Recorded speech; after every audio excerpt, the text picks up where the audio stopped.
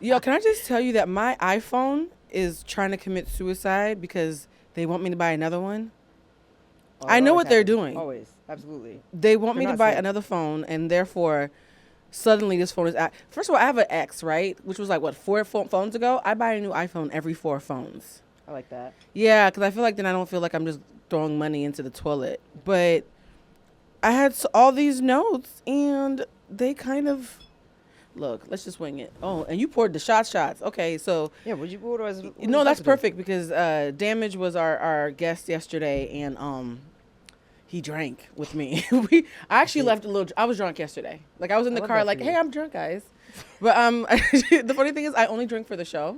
Okay. That's the only time I drink. All right, guys. It's a great show. I guess this is the part where we're supposed to start the show officially. Okay. Hey, guys, we're gonna take a quick toast first, as usual. What are we toasting to? Let's see. To.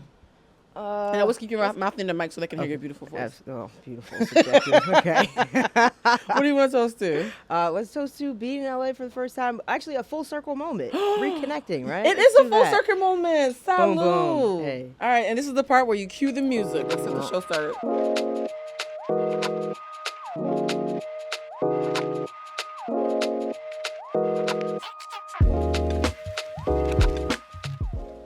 I just want the record to show that Fresh drank the entire thing.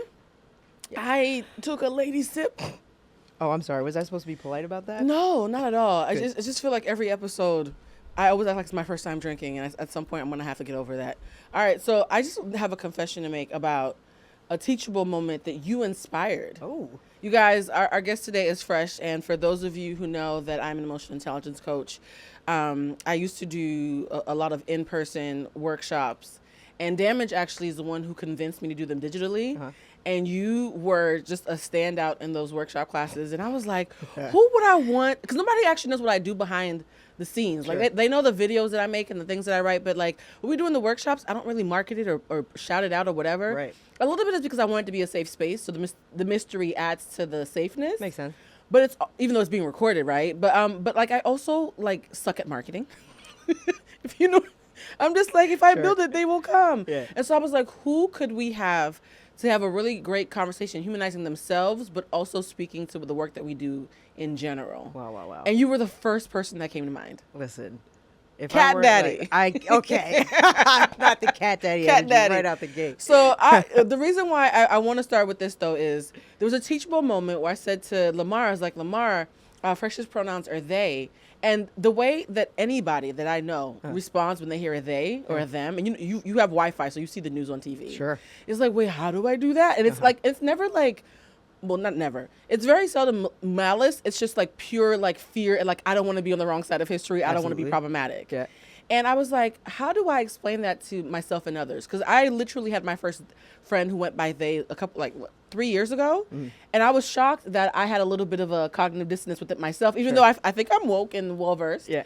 But I figured out a way to explain to Lamar and all the other men in my life in particular. What was that? Because black men in particular are the ones who like, you sure that's how English work? I mean, I'm not bright, but I don't think that's how English works. Yeah, all of a sudden we're editors. Right. All of a sudden we're copy editing for the New York Times. And I realized the best way to explain a they pronoun to a man in particular, anybody who likes to sleep with men or male-identified humans should take note, is that when a man is cheating on his girlfriend and does not want her to know that the friend is a woman, they'll be like, yo, I'm about to hang out with my friend. That's them on the line. I'll call you back. Without fail. Yeah. Or I went to, I was at the club and, they just said this thing to me, but I don't think it's a big deal. Yeah, they find a way. Well, suddenly, when you're trying to hide a side piece, they comes very naturally for a single human being. Absolutely. I have never seen a man stumble. In fact, the rigor that men use for a singular human when they're cheating on their girlfriend is astounding. The consistency. So I said, just imagine you're on some fuck shit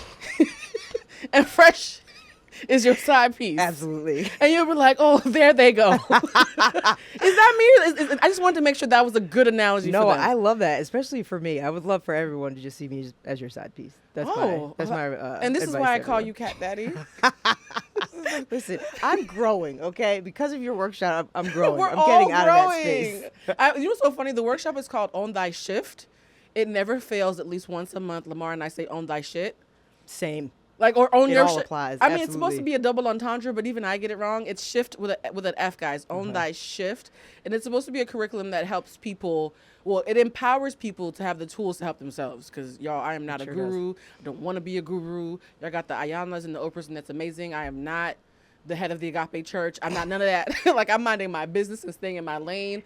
It's almost like I'm the homegirl who spent a little bit of time at Harvard, like eavesdropping, and took some notes and came back and told everybody. So that is But this no. a bad time to tell you that I recently said to someone that I actually have moments of like BD instead of WWJD. I literally Really? think, what would Blue do? Or how hard would Blue cuss me out if I did this? Oh, that's spicy. Yeah, I actually think the that, answer for might, sure. If Yeah. I ever said what would I do, I might start blushing. Now everybody's playing with you. Like, I feel like I said that a lot, by the way. And how does that work for you doing a WWBD? Sometimes it pulls me back. Sometimes it makes me lean in. I'll tell you that. There's really a Sometimes little you bit of need both. to remind people who and the fuck you are. Absolutely, and that's for myself as well. Not Oh, just to other especially people. yourself. Yeah, definitely. I feel like the ego only wants you to tell people, do you know who I am, when it feels compromised or weakened in some way. Very that. So if I have to remind you who I am, it's because I feel like somebody got me fucked up. Yeah. Oh, by the way, because I have to say, Lamar is back. Can we do a quick round of applause for Lamar? Woohoo! Welcome, Black Lamar. Lamar, what does Lamar do? We're welcoming you back on the show. Lamar's He went talking to the away. producer. Look, Lamar is having his own little party. For those of you who've been listening in consecutive order, the last 2 episodes, our past guest, Takara, stepped in for Lamar because he was off vacationing for Scorpio season. Love that. Lamar's a Scorpio, so you can imagine how spicy the conversations get behind the scenes. Right. When we got here, I will admit, moment of truth, things were a little bit heavy when I walked in. The shot definitely always helps, guys. Because as I was pulling in, I saw on social media that someone from back home on the East Coast has a terminal illness. And you know how when you think everything's cool and then something just hits you in the brick in the face, like, Sure do. a terminal illness is nothing to play with. Yeah. And then the bottom of the message said I might not make it to New Year's, but you know, my prayers are strong and my hope is strong. And there was just something kind of devastating but divine timing-ish about seeing a message about someone that I've always seen as a vibrant being, potentially in the last, or fighting, I'm not going to speak into existence, fighting to extend their mortality, as we're about to sit down and have this conversation about the work that we do to like make the best of the lives that we're living. I think sometimes we take life for granted. And the first question that I want to ask you is like, how was 2019 for you? And what made you want to do the workshops? Because I feel like 2019 for a lot of people rubbed them raw. Yeah, I mean, 2019 was a special time because that was actually when I first moved to the Bay Area from DC.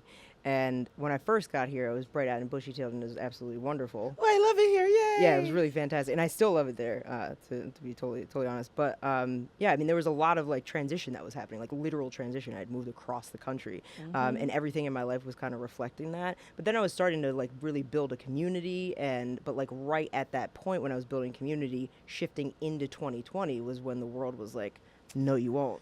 I bet you won't. Here's how you will never." Yep. And that is what like that was the biggest shift for me. It was like I felt like I was right on the cusp and like the precipice of it, and then the universe was like, here's how we're going to turn a hard left. I love this how that you describe it, because I felt like it's so crazy. There's a video that I still have on my phone. It was March 10th, the day before the World Health Organization announced it was a global pandemic. I'll never forget that day. So it was March 10th, the night before. And I had just gotten back from a huge Boomerang screening that Lena Waithe threw for the second season of the show on BET. And I'm sitting in like the first row with a bunch of actors that I recognize from different shows. And I'm sitting next to like 2 of my really good friends, and we're all kikiing. And I'd never ran into another Haitian person in LA. Suddenly there were 4 next to me. All right. All talking about, "Ooh, let's have a potluck." And I'm just like, yo, I finally feel like I might be like whatever. Yeah. And I got on my phone. I still had gold makeup smeared. You know when you get home, I had makeup smeared all over my face, looking like David Bowie in Studio 56. And I go into the camera. I'm sitting in the bathroom. I'm like, yo, something tells me, tomorrow's about to start a whole new beginning. here. I just have this. I can't shake this feeling that shit's about to just hit reset tomorrow. I wake up face down on my sofa the next morning. The World Health Organization has just announced that we're in the midst of a global pandemic. I was like, wait, what happened? That's not what I meant. Exactly. Sometimes being a witch means that you don't have context. So I wasn't wrong. Just need y'all to know. Yes, absolutely. I was not wrong, but the joy on my face might have been misplaced. Listen, I had a similar experience coming down to here because I was like, I feel like something really is gonna Some happen. big shit, It's I gonna can be a feel thing. it. My car got towed. Oh shit. Like it's been a thing so far, but not in the way that I thought it was gonna be. Yeah, I think sometimes when we have a feeling about a shift, it's best not to assign a connotation. Yeah, definitely. Just say a shift is coming. So I guess my question is, when I got convinced to do the things virtual, my first thought was, damage. We're all sick of Zoom. There's no way in hell I'm going to convince a bunch of strangers to like open up their chest and let out their feelings on a Zoom call for 6 weeks and like have them like not hate me by the end of it. And he was just like, just go for it. I swear to God, you know. And the funny thing is, Damage does a lot of mentorship online. That's how he met Lamar. So it's like, it's a family affair. And I was like, you know what? I'll do it. I've always wanted to ask one of y'all, what in the hell convinced y'all to sign up for that first digital course? Because in person, it makes sense. Sure.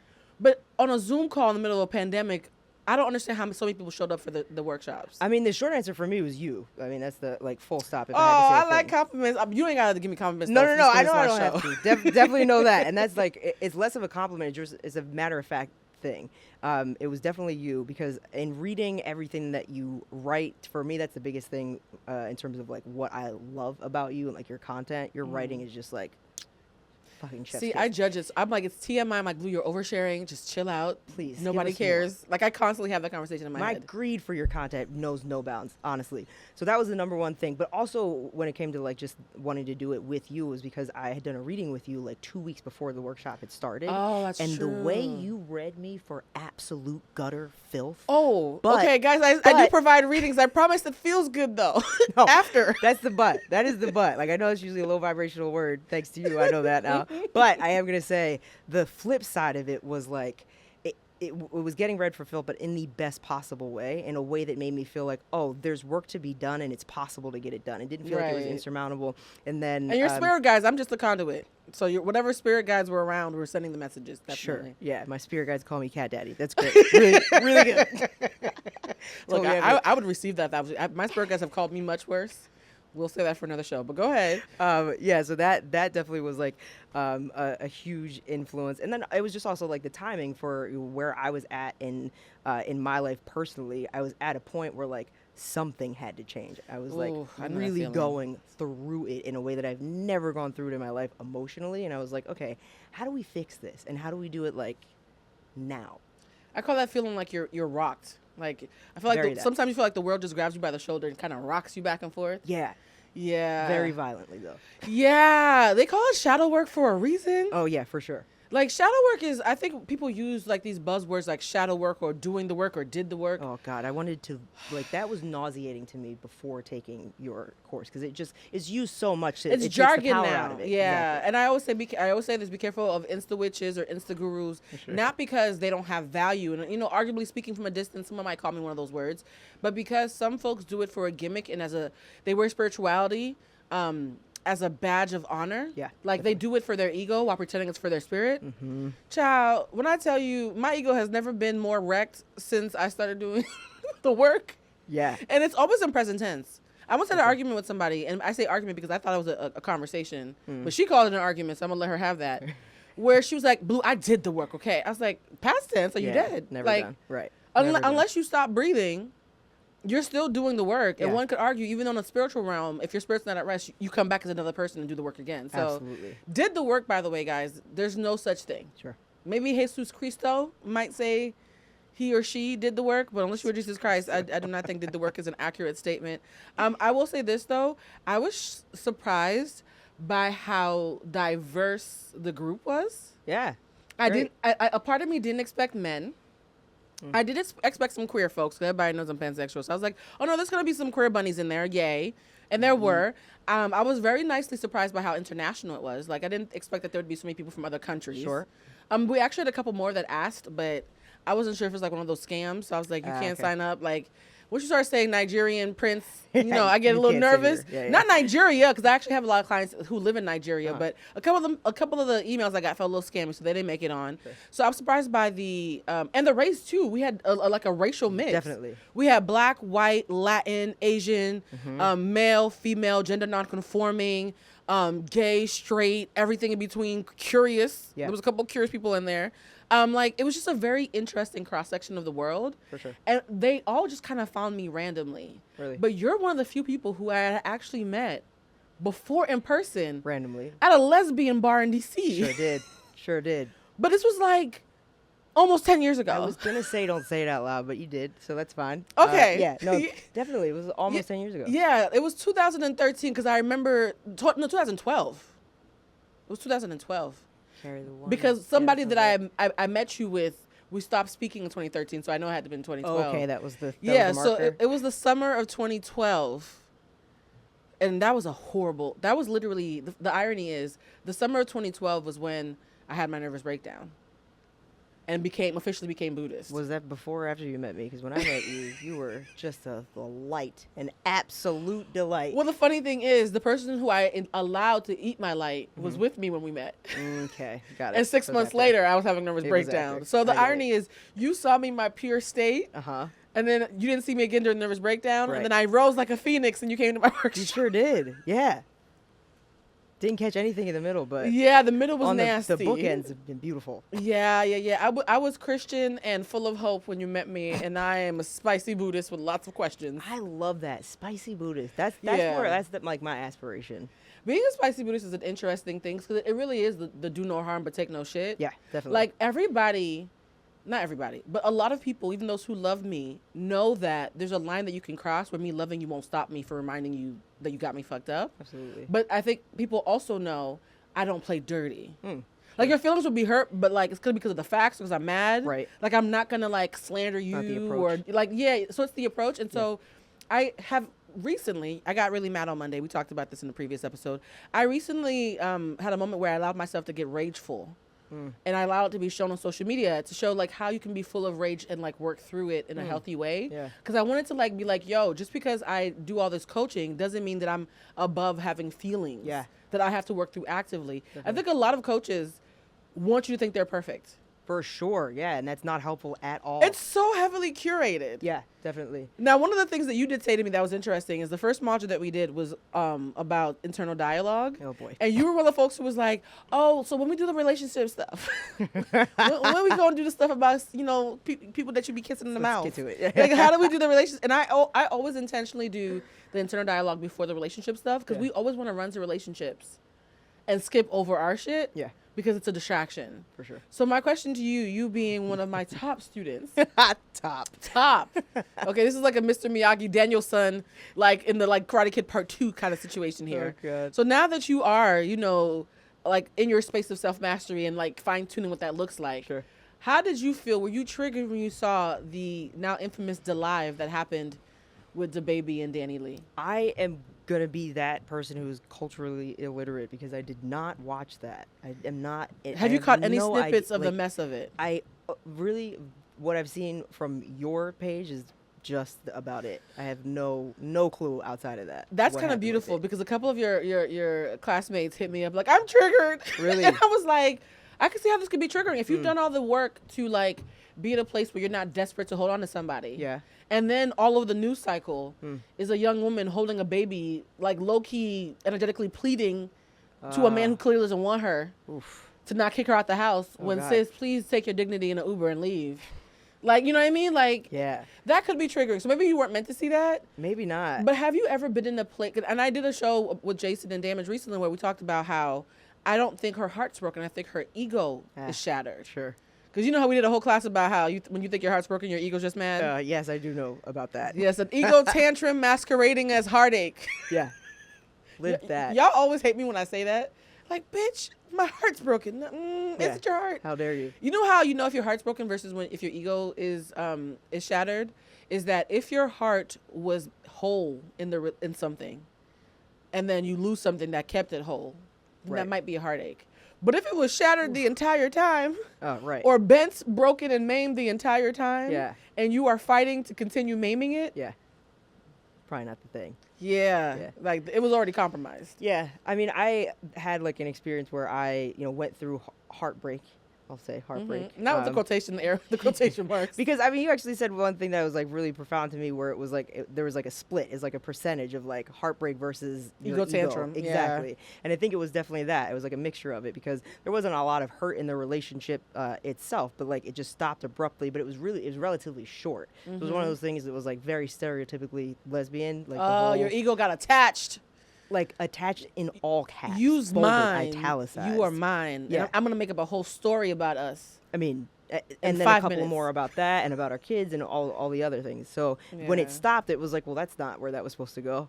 So I think like having that attachment just stop out of nowhere was the thing that made me, it was so jarring.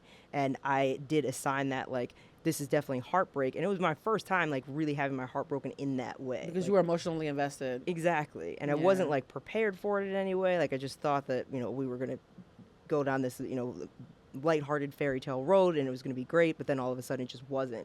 So it was just a whole thing of like, what's that quote that expectations are premeditated resentments?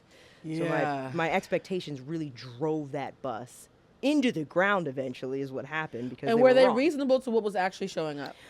They were. I do think they were. And that's what was so difficult for me to wrap my head around the why. So you felt afterwards. betrayed by what was shown versus what actually showed up. Betrayed by that, and also felt betrayed by myself, because I was like, how do I trust myself now? Because I felt like I could always like trust my gut feelings about things, and then it didn't work out that way, and I was like Yeah. so wrong about it. So getting to the why was like so important for me for a really long time, and then I started to realize, oh no, it has nothing to do with that. Nothing. And one of the classes that you miss, that I usually don't send videos to people when they miss class, because I feel like I'm incentivizing deprioritizing the work, right? Sure. So if you take a class with us and you miss it, it might be a month before I release it somewhere. Right. And that's intentional so that you're on your P's and Q's. Totally. But the one class that we had that you missed, and my spirit guides literally said, you have to send this. Thank God you did. Yeah, I was like, I'm gonna send you a sneaky link and leave it open for 48 hours. You better watch it. I even told her, like, look, you better watch it now, because I'm betraying myself by doing this. But it was a class about love bombing. I have never gotten more my therapist watched the love bombing video and thanked me. I'm like, this is awkward. No, it was so I'm like, good. I was like, you're my therapist. Like, I should be thanking you. She was like, I just want you to know. After Cuts both ways. Why not? I just want you to know I watched the love bomb. I was like, okay, that's a little bit, but the love bombing one felt like giving birth to like a pain baby, because I had every single word I said I had learned the hard way. Okay. Yeah, none of it was Googled. It was like, Yeah. oh, how did I fuck up in 100 different ways? Yeah. And encapsulate that in a video. Why do you think the concept of love bombing triggers people so much? And for those who don't know what love bombing is, it's when someone intentionally showers you with I shouldn't say intentionally, because there's a lot of subconscious love bombers. Sure. When somebody rigorously inundates you and showers you with a disproportionate and unreasonable amount of love, affection, time, and promises, with the intention of getting you dependent on them, even if they might not be sure or are completely clear that they cannot fulfill those promises. Yeah. But it's all to make you dependent on their love. And at first they enjoy doing it, and they feel like they're in love with you back, because they love the high they get from seeing you Exactly. be manipulated by them into wanting them so quickly. So when a love bomber loves you, it's like, oh, look how quickly I was able to make Fresh want me. But then when you start saying, hey, that thing that you said to like appease my ego and to make me happy, but that was disingenuous, you said something else that was more honest that contradicts it. Which one is true? The love bomber subconsciously or consciously goes, uh-oh, they're on to me. Exactly. And suddenly starts to be manipulative to keep you on the hook while not taking accountability for being disingenuous to get you there to begin with. Right. So there's two kinds of love bombers. There's people who have like fucked up childhoods, excuse my French, and just have learned to be manipulative to get people to stay. Like, please don't leave me. See, I'll do a little dance. Yeah. When kids do that, they're being manipulative because they just want you to stay. For sure. But it's a pure kind of manipulation, right? Yeah. Then there's narcissists. Definitely. Just Yeah. raging narcissists who just do that to everybody because they can't feel and have empathy. Yeah. My question to you is, why do you think the love bombing class, because out of all the classes we've done, it's probably the one that's triggered like our attendees the most. Why do you think it's so triggering? And have you ever been love bombed? Absolutely, I've been love bombed, and I learned through that class. Thank you very much that I have love bombed others. Plot twist. 100%. Is it though? When you really look at my backstory, Yeah, I I think most people have been at least on one side of that. Yeah, and that's I think that it's like it's important that you had said like the subconscious side of it, because I like to think that I wasn't intentionally out here just Fresh is like, emotionally fucking people up. I am not a sociopath. Thank you very much. Yeah, exactly. I don't like stare at people without blinking and smiling. I'm not like that. But I definitely I realized that, like, yes, I love bomb people. I was love bombed originally by the prototype was my mom, and then Sounds about right. in listening to that class, I was like, oh wow, I see you, I recognize you, I've been here before, without having known what like the name was for it. But I think that like the reason that people go through it, or at least my experience was like in understanding about like attachment and attachment styles, that makes perfect sense to me, because attachment, as opposed to like pure unadulterated love, like true love, the difference there is that like is you don't get that like hit of a thing. It's not like It's a drug. right. There Exactly. have been studies that show that the hit you get from the endorphins, the rush, all of it is the same as your first hit of crack. Exactly. I'm not even being hyperbolic. It literally is similar in the physical way to like your very first hit of crack. Yeah, no, totally understandable. And as somebody who's like a propensity towards addiction, that totally makes sense for me to like love people and women in that way. And look at because all it my feels power. Like You all love me. Yeah, it's absolutely. a rush. Yeah, and I think that like having that side of it where you also don't know that that's what's happening. Yeah. Of course you're gonna keep doing it. At least that, again, this is my experience of it, where I just was constantly back to like the ego point, doing the thing that made me feel better. Like that's all the ego is ever trying to do, is just make you feel better. It just wants to protect itself. Yeah. Exactly that. So, and even if it's not in your best interest in the long term, so you don't even know that that's like what's at play. So I feel like if people had more education behind it, then it would really shift things.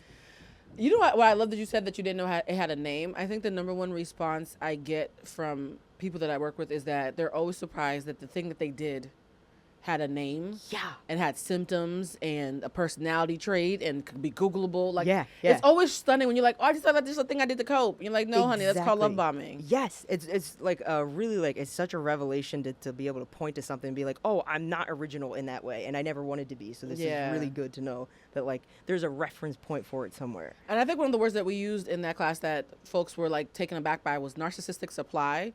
When it's the way the way that you inject the hit of affirmation into your veins. Right. Yeah. Like, I'm going to keep using this drug analogy since it's working for me. But, like, it literally is like, what do I need to do to get my hit today, my narcissistic supply? And I think a lot of folks don't realize how much narcissistic supply they have. But some of them do it in ways that are so atypical to what's considered the norm. Perfect example, someone who is very conceited, we all know that that's imbalanced. We know being conceited is an imbalanced way because you're too cocksure and you're delusional. Yeah. But nobody ever talks about how being super humble on the other extreme is equally imbalanced. Sure. So one is obvious and one is not obvious. You know what I mean? And so I think a lot of times when we talk about love bombing or when we talk about anything, we think about the aggressive version. Definitely. But I would even say that passive aggressive people to me are more dangerous because they're harder to. It's like that silent fart that you don't smell until 5 minutes after the person left. Like is anybody else's mustache falling off? Like, absolutely. Yeah. So I think a lot of people that were in that class were so nice presenting that they were shocked to find out, like halfway through module 1, that they might be assholes. Yeah. Some of the meekest classes were like, Blue, am I a narcissist? I think I might be a narcissist. And I was like, it's okay, honey, you might. Like, and it's just so weird because we think nice means healthy. Yeah. So that brings me to my next question is, how did you feel about the second most controversial class we had, which was about the niceness trap? Loved every single minute of it. Ooh. I might get some of that stuff tattooed on my body, I swear to God. Really? The delineation, like the way that you broke down the differences between nice and kind and compassionate, I was like, oh, I'm not doing it right. Yeah. I can get there. Thank goodness there's like a directive here. But I realized, oh no, that's performative or it's demonstrative and it's not true. Yeah. Look at that. It's always interesting. I think one time somebody said to me, you know how I came up with that lesson plan? That actually came from a passive aggressive person who I knew couldn't stand me, but was also always very cordial to me. Okay. And I always say cordial is friendly's colder cousin. Ooh. So cordial is like friendly but cold. You're like, ooh, okay, I'm not gonna hug that, but it was nice to me. And she was like, oh, Blue, there you go, being you again. And I was like, oh. And I looked at her and I was like, You honey, again. like, God. it's so, like, every time we talk, it's so clear, energetically speaking, that you don't like me. Yeah. And I need you to know that you don't have to make up reasons to speak to me. Like, you can just ignore me and I'll be okay with it. Yeah. Like, we could just not do this. And she was like, what? Yeah. I was like, no, I know you don't like me, so we're not going to argue about that. It'll be dishonest. But, like, do you have something you want to get off your chest? Yeah. And she said, well, since you asked, you know, a Oh, passive boy. person just looking for an excuse. Here we go. It's like, my problem with you is you're not very nice. Not a problem. And I said, you know what? You're right. And she was like, what? Not a She's like, problem. what do you mean? I was like, no, you're very nice and you're fake. Ooh. Hello. I'm very honest, and sometimes the truth is going to hurt, but I am compassionate, though. Yeah. So I was like, have I ever been sassy with you? She was like, no. I was like, so I've never been sassy with you, so it means I've never been disrespectful. Yeah. But my lack of being performative is annoying you. Yeah. But arguably speaking, I'm the more honest of us. Like, I had For to sure. put my neck out to even get you to admit how you feel. Mm. And she got real quiet. So I was like, yeah, I'm happy that you like being nice, but I'm too busy telling the truth to be nice. I'll keep being compassionate, though, because even right now, I could have called you a name for coming at me stink. And look how I'm trying to have a teachable moment with you. Yeah, definitely. And she was like, you always think you know everything. I was like, I don't think I know everything. In fact, if we were to get a transcript of this conversation, I asked more questions than statements made. Like, the conversation was mostly me asking questions. Yeah. And then me reflecting back to you what your answers were. Right. And I was like, okay. I was like, well, you have a good day. Every time she saw me now, she would roll her eyes. But here's the funny thing, though. I was like, yo, I need to unpack what happened in that exchange.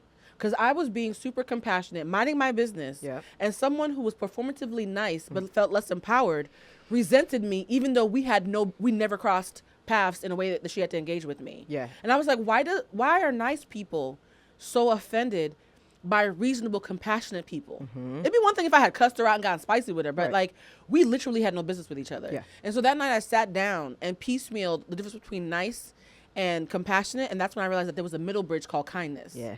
So for those of you who didn't take the class, and at some point you probably should, niceness for is right. Niceness is performative. When someone says you're nice, it's because you performed in a way that's agreeable to them.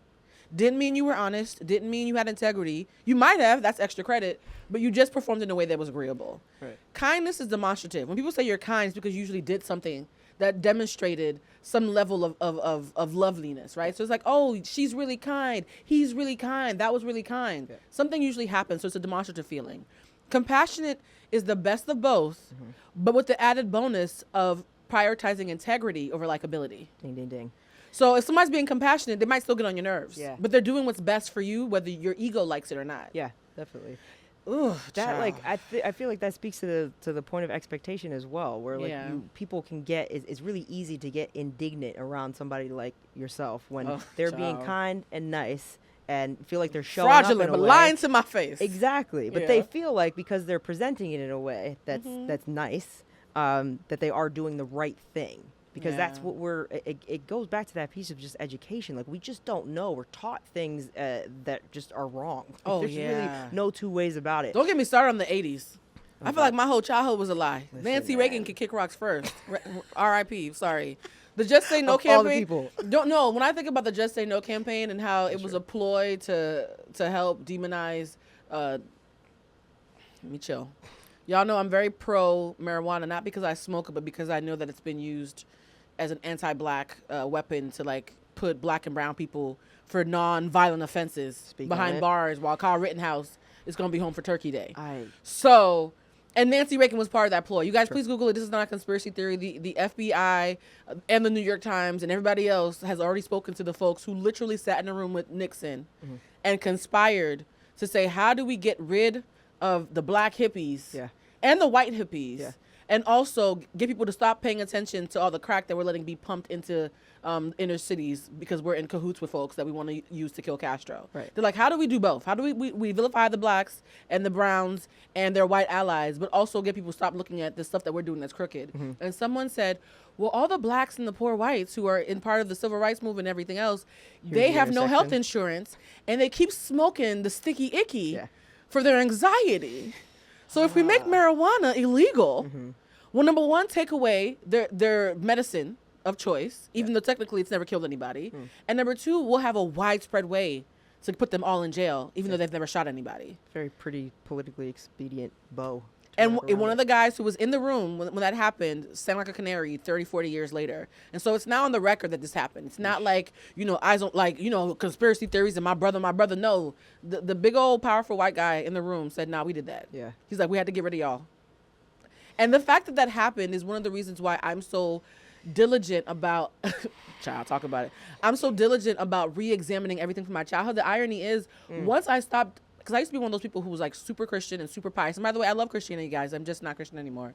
So I want you guys to know that I'm not anti-Christian. I'm just Buddhist. Buddhism speaks to me in my heart. But I grew up in a very Christian household where any drugs were demonized, as we think they should be, especially the hard ones. Yeah. But marijuana was treated with such anger and emotion that had been spoon-fed to us. Yeah. When I hit 30 and realized that it was the only thing that could help my endometriosis, I felt betrayed. For sure. The thing that I had demonized Yeah.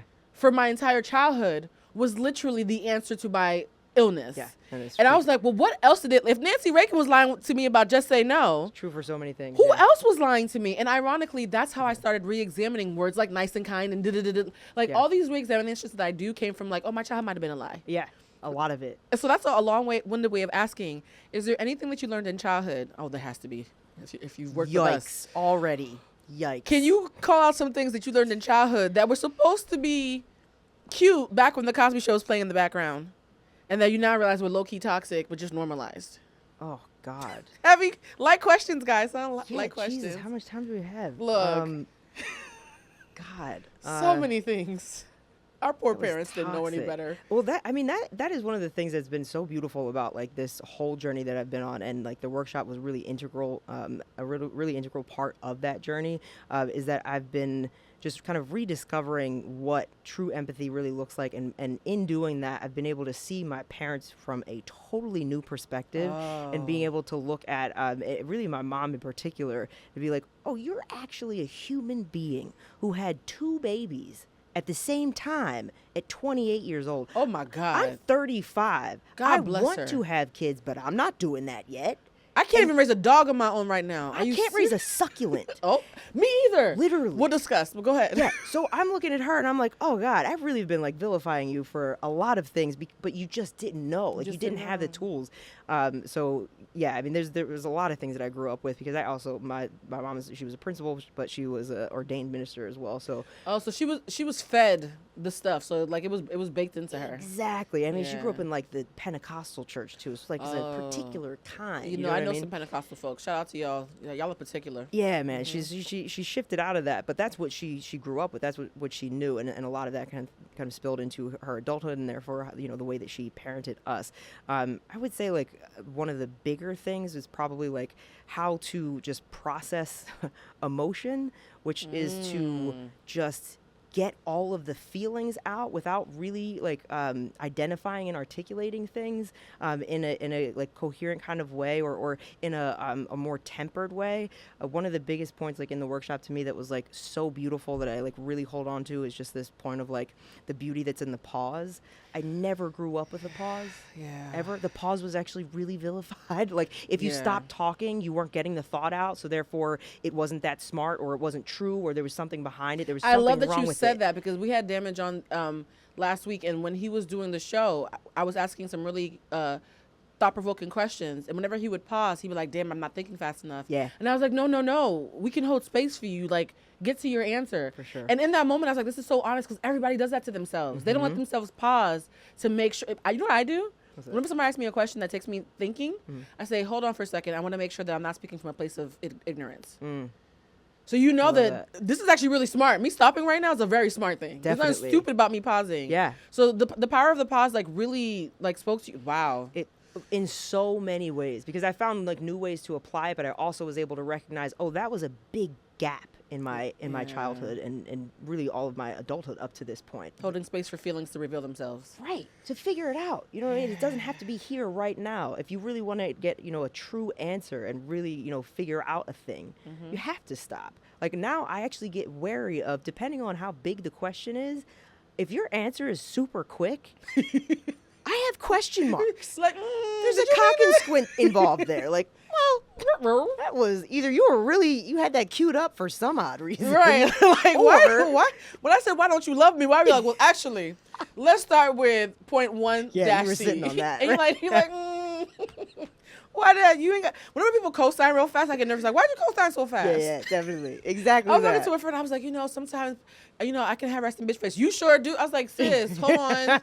My face is still here. Chill out. Really queued up. Yeah. You know what the funny thing is? I'm someone who talks fast. So someone will be like, Blue, you got some nerve saying having a quick response means it's disingenuous. You always got the pew, pew, pew, pew. That's not true. I spend hours every day talking to myself and asking myself how I feel. I mean, so by the time you ask me a question, I probably asked me that question here 3 or 4 times. Exactly. I'm not saying it for the first time today. Absolutely. I've had the monologue so we can do the dialogue. That's what's going on there. I cussed myself out in the shower this morning. I'm sure. real aware why you're mad at me. I'm just happy you brought it up because my version was less kind to me. You were nicer to me than I was. Always. Yeah. Speaking of internal dialogue. Yeah. When we pivoted from the internal dialogue class to the relationship class, I asked everybody to rate themselves. So I'm going to ask you this question again on camera. Before you started the workshop, how on a scale of 1 to 10, what would you have given your internal dialogue? And after you completed the first 2 modules, because you did both of them, how would you rate your internal dialogue now? And I don't know if you were there for the class when we did this, and I really want to hear your answers now that you've had a couple of weeks to really think about it. Yeah, no, that's actually exciting to answer because when the bar was in the basement when I first started, my internal dialogue was either non-existent, like about like myself, or it was just really critical, like almost exclusively critical. So everything was bad. There was no grace that was given to myself that I allowed for everyone else. And you give everybody else so much grace. So just all the leg room and latitude in the world, and absolutely just all the kindness in the world. But for me, I was like, no. You suck. It was like a very like better kind of thing. Oh, it was scolding. Yeah, for sure. Even though I realized in that workshop, you know nothing. You know absolutely nothing. You had no book and you failed the test. Makes sense. Exactly that. Yeah. So starting it probably was like a 2 maybe on a good day, and that I'm really being honest about that. But afterwards, or at least now, I would say probably like a smooth 7. Oh, honey, that's amazing. Yeah. The progress has been wild. I was a 7 earlier this week, and I taught the class. That's amazing. You can be my sub. Look, I always want to be human to y'all. I don't want anybody to ever think that I have all the answers. You can never take people further than you've gone. So I think the reason why I've always been so brave in life is that I knew that the further I ran out, the further I could bring everybody with me. So I've got my heart broken several times. Yeah. When I tell you I've been rejected in the most public, ugly, slanderous, highly talked about way. Like, there was nowhere to hide. It makes my elbows itch thinking about it. There'd be times I'd be in the kitchen and my ears would burn. I'm like, oh, they must be talking about being happy hour. And like I've been, the funny thing is only half of it was true. There've been times where I wasn't rejected, where people just said I was because it was a good story. Yikes. Yeah. You know what it is, though? that? And this is something that I warned you guys about.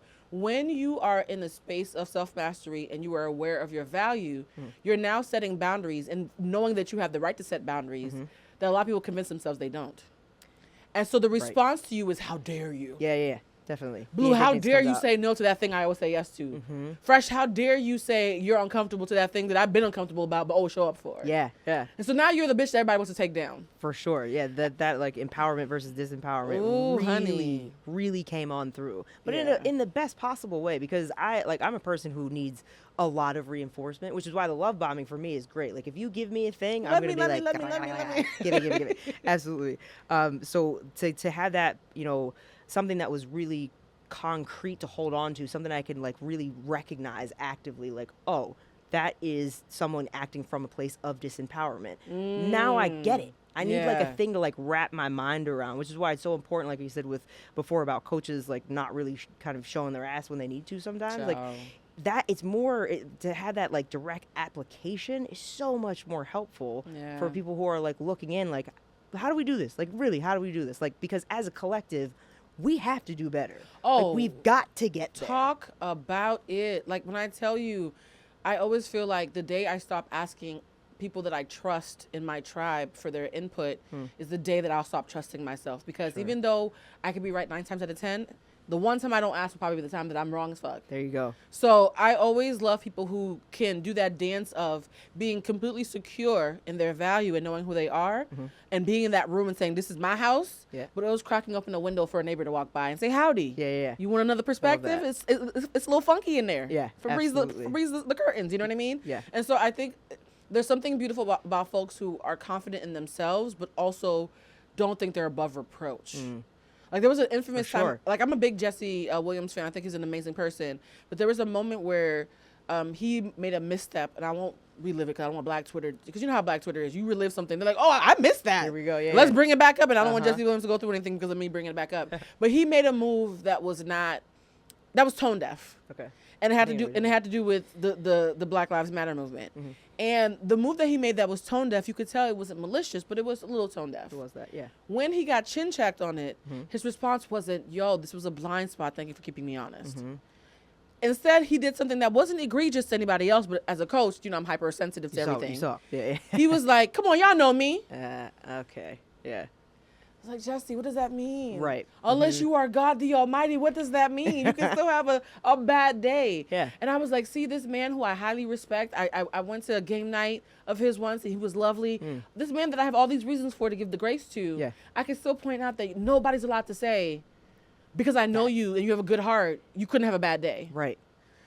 But also, you also have people who, they could know you for 20, 30, 40 years, know your heart, but if something goes off that triggers them, they immediately assume bad intent. That's the other extreme. Sure. Yeah. And I haven't mentioned this because people get annoyed when I mention this sometimes, but I'm into astrology. So if you're not into astrology, the show might not be for you. Fresh is also a Taurus. Hey. Gang. There's been a lot of Taurus energy.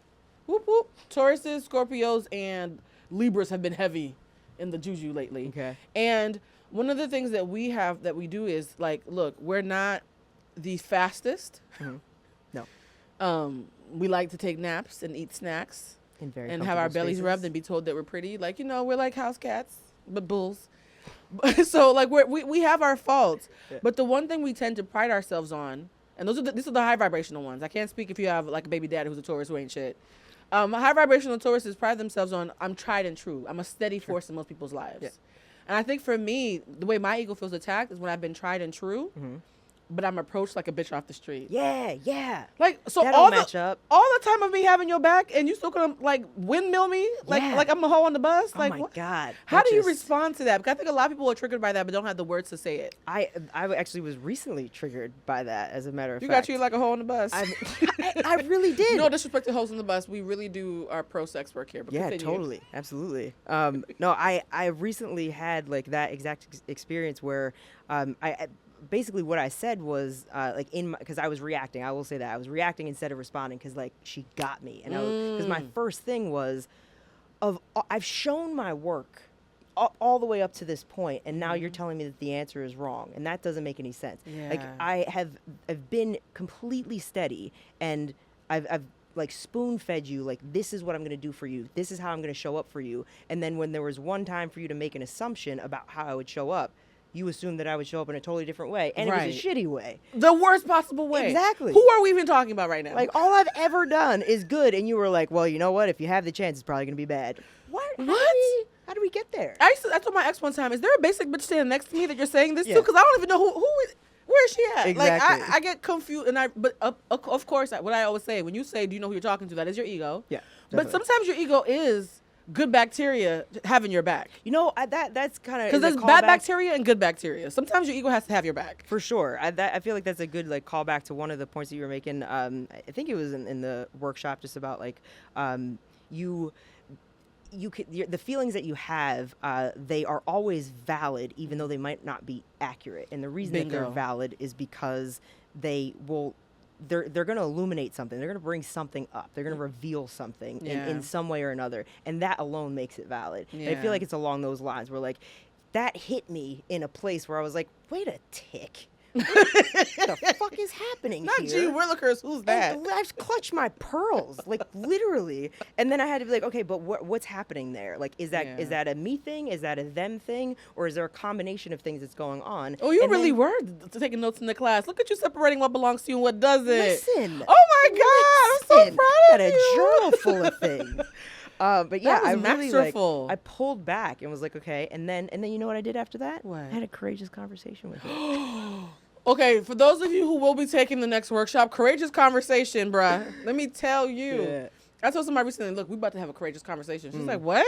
You're going to do who now? She's like, what the fuck is that? Yeah. I was like, I'm about to have a difficult but heart-centered, high vibrational conversation that might at some points feel low vibrational because of its bravery. Yeah, exactly. She was like, I don't think I want that. I was like, well, one of the tenets is consent. So are you saying have that space for that this? you don't consent? You don't have space for this? Sure. She's like, yeah, I don't know what this is, but I ain't got space. But I tell you, she disengaged so fast, and I was like, you know what? I'm gonna trust her instincts. Fair. Yeah. You can't have a courageous conversation if you're running after somebody with a pitchfork. Yeah, definitely. That's just called an assault, by the way. A courageous conversation without consent is just called an assault. Yeah. Oh God, I am so happy we're having this conversation. It actually reminds me a lot of the workshops. Yeah. I think a lot of times people think that the workshops are going to be me like talking like Lamar shaking his head. I think a lot of the workshops people think it's going to be like me speaking in my Maya Angelou voice. Yeah. And like definitely being super stoic. It really just feels like we're having group therapy. Yeah. With some inappropriate jokes and lots of homework. Absolutely. Yeah. Love the Yeah. homework. Love the the dialogue, and just love being able to get the sense that like truly everyone can be messy.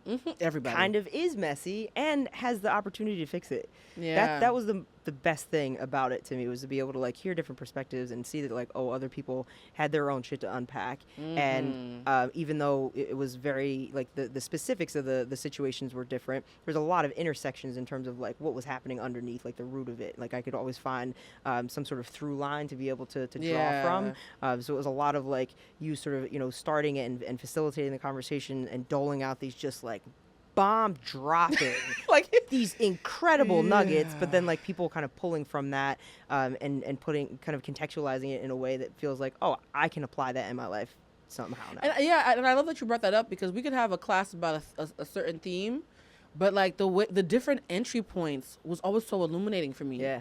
I was like, damn, I've taught this class a million times, but I never heard anybody receive it this way.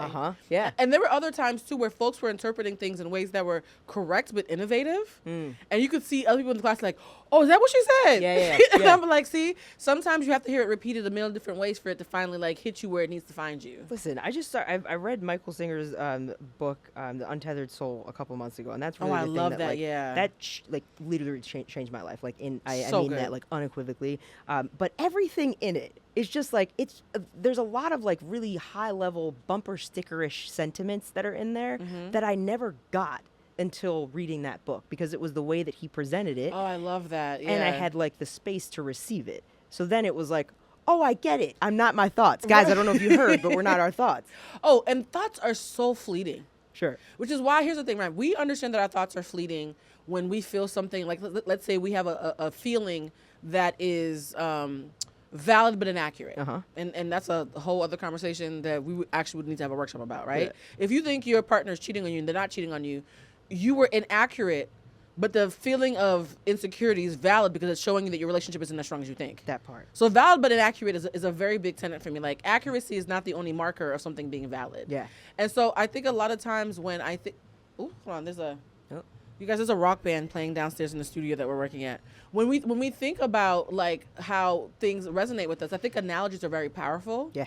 And when you have a group therapy or a group workshop class, it's almost like human analogies. That's it. Spitting out their versions until one of them, that's the one that my hits one. me. Yeah, absolutely. I think that's why I like doing these more than doing one-on-ones. I love one-on-ones for my wallet because I get paid 5 times more. I'm gonna be honest, right? The workshops are the cheapest way to have access to me because it's a community offering, right? Yeah. So a lot of people have asked me, Blue, why are you pushing the workshops when your one-on-ones make you more money? And I was like, because I feel like it's more impactful. It's amazing. I will say that. I feel like it's more really impactful when we're appreciate all in the room together. Yeah. Oh, by the way, the song they're playing is OPP. That's hilarious. Can you hear that? Am I that OPP. old? What is happening? I have really can't good hear hearing. anything, Yeah, I have a obviously. young spirit. I want to vibe. Right. So we're gonna party after this. Yeah. Yeah. Shout out to Kara again. You guys have heard Kara's name a million times because I think Kara is my queer bestie. We're always hanging out. We're gonna be taking Fresh out for a respectable tourist night in the town. Respectable. Look, I gotta be in bed before 12:30. No, that's actually good. Because I Yeah. do have to drive 5 hours. See, tomorrow we're at all some gonna be point. sleepy. Like, why are we lying to each other? Sure. Like, you know how you ever seen that skit with Kim Kardashian on SNL? No, I haven't Well, seen in the skit, it's her and her girls, and they go out. And she's rapping like, yeah, da da da, and halfway through the verse, she falls asleep. Oh, yeah. And she's curled up Relatable on the. content. Yeah, I feel like once you hit like 33, you want to go out to say you went out and to have a good time. Do a Show little face. two-step. Yep. About 3 hours in that bitch, you want to leave. Take it down. That's the Yeah. real turn up. The turn down is the turn up. Look at Lamar's face. What? Is it not? No, that's fine. I can did be, Lamar just say? I can be coaxed into a lot very easily. as a Lamar matter of just fact. said that it was cap and I was gonna be out on that. First of all, Lamar. Watch tomorrow. You gonna be like, listen. I'm out till 2 o'clock in the morning. Lamar's Watch saying that I'm a hot butt pretending to be a sensible older woman. Look, I've taken the Golden Girls quiz a million times, and I'm always blanched. There's a Golden Girls quiz? Yeah, there's Where several have I of them online. I'm always blanched. I hope I'm Sophia. I think you might be Sophia I with, really with a wanna be. little bit of Dorothy. I'm okay with that. Yeah. really Dorothy am. was a cat daddy, just to bring it full circle. God damn it. Okay, this is the part where we're going to do something quick, but we're going to have you pick one question from the question bowl. Yeesh. This is the Lovers and Friend Bowl that we introduced last week. All right. Pick one question, and then we're going to ask you one more thought-provoking question that's not in the bowl, and then we have to wrap up. This went by so Okay. fast, guys. All right. What is the difference between a courageous conversation versus an argument? What? Hey. How kismet is that? I mean. That the only question in that bowl from the workshop is the one that you picked up. Listen. Look at God showing up. This is Okay. the best PR, y'all. You see how this works? That's it. There's literally 22 questions in there, and only one of them is about the class, and that's the one that you pulled What are the up. rest of the ones about? Don't worry, God wants you I to focus. won't actually. I really won't. God wants you to focus on that one. So what is the difference between a courageous conversation and an argument? Please don't make me look bad. They're gonna Oh be like, yeah, what is the Blue pop teaching quiz these of it people? all. The pop It is a quiz of pop it all. quiz. I would say I think it probably goes back to one of the very first things that you said in the workshop, which was that a courageous conversation, especially with somebody that you truly care about, it's never me versus you. It's us versus the problem. That kicked me in my teeth. A+. You were paying a motherfucking Come on, attention. man. I am so hyped. Come on. I'm so I hyped. told you I want tattoos of these things. Like you said. seriously, I'm literally, if I wasn't trying to like not ruin these big ass lashes that I put on too tightly, I would be crying right now with pride. Look, the glue got stuck on my finger. I've had a rough day, but I'm so proud of you because not because you took the workshop, like not in the self-aggrandizing way, Sure. but seeing how you have so masterfully put aside your ego to be a better version of yourself. Yeah. I just wanted to give you your flowers because Thank you. you could have hidden behind the semblance of, because you always look like you're together. Sure. And you could have hidden behind that. Yeah, I Like there's have. some people that we have in that class who it was clear, chicka chicka boom, they need some help. And there were others who were like mid-level. You seemed like you didn't even need the class. I had somebody mentioned, they were like, why are they in here? Like they seem, yeah, because you seem so together. So the fact that you didn't hide behind the semblance of being perfect and having all the answers and Yeah, actually did done the with work. that. I love you for that because I know a lot of Thank folks you. who don't have the courage to do that. It's so wildly empowering. I encourage anyone who is on that path to veer away from it and come on over here. Come over to the dark side where all the truth lives. Yeah, man. So I guess the last question we're going to ask is, if you had to tell somebody who has never taken one of our workshops, who's never done a consult with me or anything like that, why does it make sense to do the New Year Who Dis workshop that's coming up in January? Because I grapple sometimes with explaining the intrinsic value of what we do because it's so... It's almost like explaining why you love somebody. Oh, sure. You know what I yeah. mean? So It can be I difficult to thought maybe articulate. you'd be better at. It's very rare that I'm a loss for words, but I thought maybe you as an attendee could explain to me and to everybody else the value that you see in it after the fact. Well, let me think about this so I don't sound ignorant. Right? Give me a moment so I'm not speaking. No, actually, no. Pretty clearly. The biggest thing for me is the amount of perspective that your workshops allow for. I feel like that's it's a large umbrella, and under that, a lot of things fall. But it kind of starts with that, where there is actually a shift that you own. On thy shift. Yeah. Ding, branding. Full circle. Right. No, but really, there's a shift that happens when you are just hearing about these things that again you've heard for probably all of your life about, like, who are you? What does that look like? How do you show up in relationships? What is emotional intelligence? We've all heard it, but to hear it contextualized in a different way, it allows for a new perspective. And I think from that, you can operate from a totally different space. So that's how I'm here now. Like before, you said I maybe came across as one way, but wasn't actually living that way. The reason that I'm here now is because my perspective is entirely different. Wow. All That was right. beautifully said. God. This is What great for me. what is This is really this? great for me. Is this what Oprah be feeling like? This is amazing. No, like I literally, the thing that makes me happiest in the world is watching people take control of their lives. Yeah. Like to me, I feel like I am the luckiest person in the world that I get to bear witness. Yeah, That's literally I what would my job imagine. is. So it's just so fulfilling. Oh, I'm gonna cry. Do it. It's the full moon, guys. Yeah, This give was it to taped us. during the full moon in Taurus. and we're both tourists. It's just too much tourist We're energy. manifesting. Yeah, we're I came in here and I manifesting said our I'm gonna asses make her cry. God damn it. Right, like I'm just so like immensely proud, and when I look back on the last class of every module, I'm always so proud about the evolution that everybody goes through. Yeah. So I'm actually also I miss you guys a little bit. Yeah. So I missed I'm the actually class. the difference between this year and well the upcoming year and the year that we just are wrapping up is instead of doing an intense 6 weeks every like half a year. This time we're gonna be doing one in January for a month only. So like, how do you want the year to look? Okay. Then we come back in April like, you full of shit, or are you on the right path? Love that. Then we come back in August like, But really? but really, and then a final one at the end of the year. So we're because a lot of people were like, Blue, I know that it was only supposed to be a couple modules, but like hell. Yeah. So I think piecemealing it as like quarters like that, and then doing it in spurts, and then letting you go live your lives. I think it will be a lot more robust kind of way. Also, 22 is my lucky number. Yeah. And so I feel like 2022 is going to be an amazing year. All right. And so I selfishly just want to see where you guys are by the end of it. Look, I've been saying that 36 is going to be like the time that I peak. I have no idea why I think that, but I turn Go 36 with in April the next year, juju. so. Okay, so you guys, if you watch this and you think that you might want to join us, look, at this point, I want to join the workshop. But then I We've have done to our job here. Yeah, I really want to clone myself. Can we all just have a round of applause for Fresh for being so vulnerable and open? Lamar, clap. A round of applause. Lamar, clap. Clap, Lamar. A round of applause for you, Fresh. If any of you guys want to join us, and please, like I always tell people this, make sure you're ready. 'Cause I don't ever want anybody to be not ready and be wondering why they're sobbing. Because remember that first class where people started crying early? I was like, oh no, I broke them. But yeah, so just know You're that like, what's your name and where are you from? like I don't know, your feelings. So just know that you might shed a couple tears, but if you're really, really ready and want your 2022 to be transformative, that's the word that we're leaning into, please join us because it's so much fun. You can find what is the link? It's onthishift3.eventbrite.com. onthishift3.eventbrite.com is where the tickets are going to be sold, and also give your IG so people can find you. Oh God, do we want them to do that? It's Lauren, not Warren, but Fresh said, at your own risk.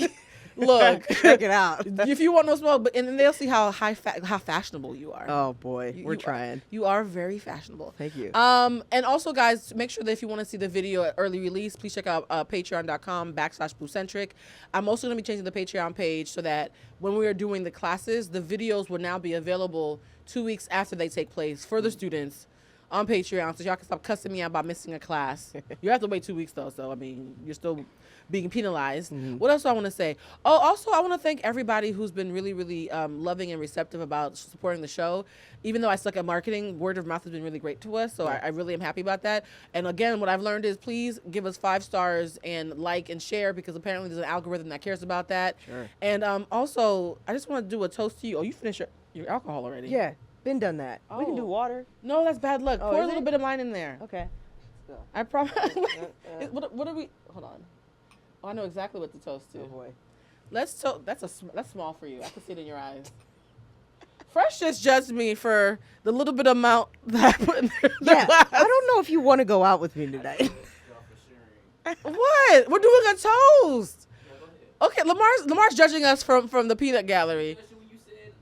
You ready? All right. Let's toast to owning our shifts and owning our shit. There we go. Salud. Salud.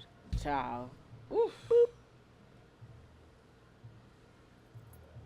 Bye, guys. Did you finish? No, you still didn't finish it. Come on. I did finish it.